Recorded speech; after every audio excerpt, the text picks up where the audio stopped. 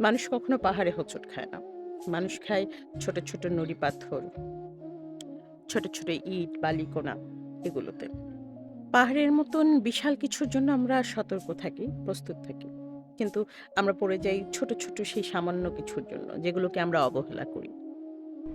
আমাদের সম্পর্কগুলোও এমন। সম্পর্ক কোনো বড় কোনো ইস্যুর জন্য ভেঙে যায় না। সম্পর্ক ভেঙে যায় ছোট, ছোট দুঃখ, ছোট, ছোট অবহেলা, ছোট, ছোট অপমান কিংবা সময় মতো একটু বুঝতে না পারা।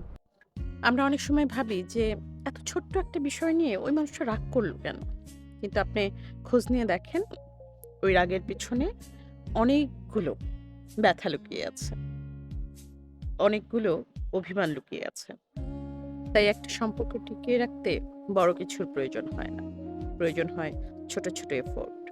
যত্ন করে তার কথা শোনা, তার পাশে নীরব উপস্থিত থাকা।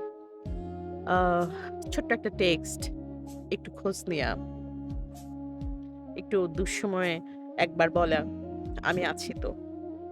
আসলে আমার কাছে সম্পর্ক মানে হচ্ছে আপনি যখন খুব ক্লান্ত, ১ কাপ চা কিংবা কফি আগিয়ে দেয়া। আ অন্যের জায়গায় নিজেকে স্থানান্তরিত করে উপলব্ধি করা অন্যের কষ্ট। একটু সম্মান, একটু যত্ন, একটু আগলে রাখা। কোনো প্রকার মোটিভেশন না, জাস্ট চুপচাপ পাশে দাঁড়িয়ে শুনতে থাকা।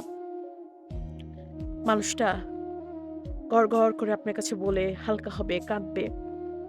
তারপর তাকে একটা রুমাল আগিয়ে দেয়া। আমার কাছে সম্পর্ক এগুলোই।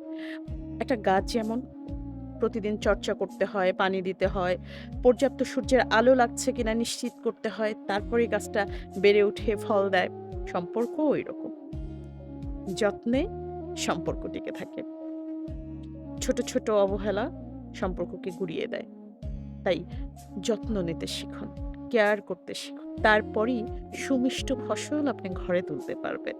তার আগে না।